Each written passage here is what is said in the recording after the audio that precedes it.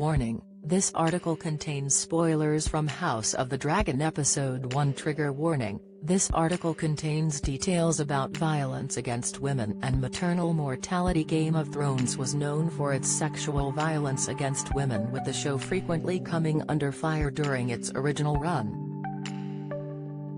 Sansa Stark's, played by Sophie Turner, rape on her wedding night by the sadistic Ramsay Bolton, Iwan Rheon, and Jaime Lannister. Nikolai Coster-Waldau coercing Cersei Lannister, Lena Headey, into having sex in a sept by the side of their son's coffin are just a couple of examples.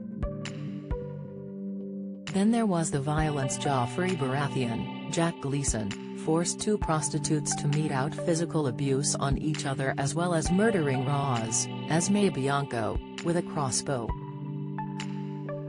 Some of the most distressing scenes in Game of Thrones were from the Red Wedding, when a heavily pregnant Talisa Stark, Una Chaplin, was brutally stabbed in the stomach, a moment not in the original novel by George R.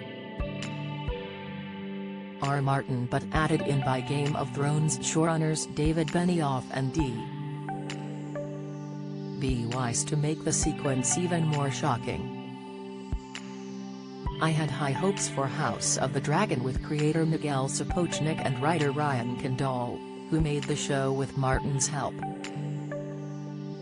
The creative duo said they included the things which had made Game of Thrones a success and improved on those elements the parent show hadn't done so well on. Sadly, changing Westeros' approach to violence against women wasn't one of them. Instead, audiences were subjected to some harrowing scenes in the opening episode. Viewers witnessed a horrifying, drawn-out moment in which scenes of graphic bloodshed at a tourney were unnecessarily juxtaposed with Aemma Arryn's son Brooke, childbirth. But this wasn't a protracted labor sequence viewers may have seen before on films and TV. It played out like an explicit torture scene as Viserys Targaryen, Paddy Considine, chose to save the baby over his beloved wife. Aemma was held down and forced to undergo a fatal cesarean section despite begging her husband not to do it. Not only was the decision non-consensual, there wasn't even the option of pain relief, milk of the poppy. Anyone? Yes. The moment demonstrated Viserys' utter desperation for a male heir to continue the line of succession and end the infighting for the Iron Throne, but it felt so wholly unnecessary to show this in such an explicit manner.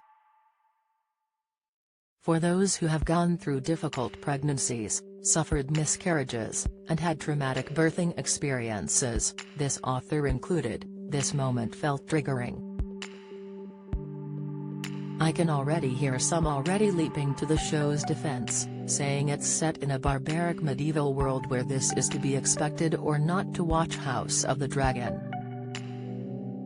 Others may be banding about the term snowflake, but this isn't about being woke or politically correct, it's about using shock value in place of strong writing. Granted, House of the Dragon isn't an allegory or a contemporary tale, but this HBO TV show exists within a very real world where women are losing their reproductive rights with the reversal of Roe v. Wade, where the maternal outcomes for people of color are far poorer compared to their white counterparts, with black women 4 times more likely to die in pregnancy, where women still feel they are not listened to during childbirth.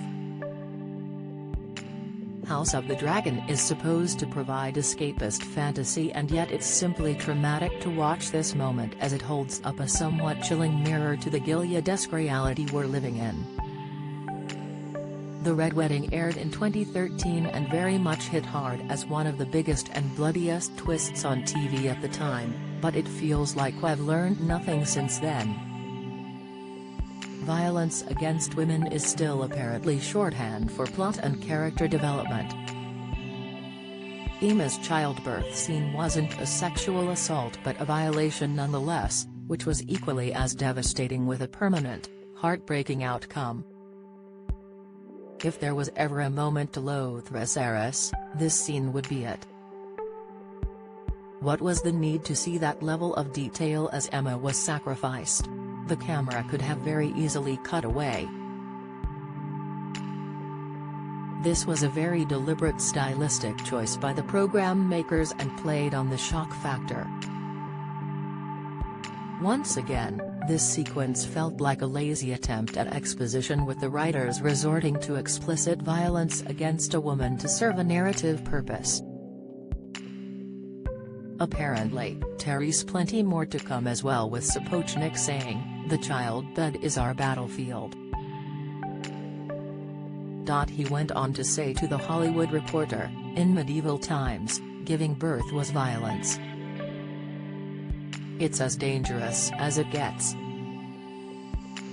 You have a 50-50 chance of making it. We have a number of births in the show and basically decided to give them different themes and explore them from different perspectives, the same way I did for a bunch of battles on thrones. Judging by this, viewers are seemingly in for more violence against women, which could potentially be just as traumatic. It all seems such a shame, as the political, Machiavellian machinations, curveball twists, intricate plotting, and fabulous character development were some of the biggest selling points of the show, rather than just the sex and violence. Producers take note. House of the Dragon doesn't need to resort to such tactics to draw in viewers. They're already here because of Game of Thrones, arguably still the biggest television show in the world.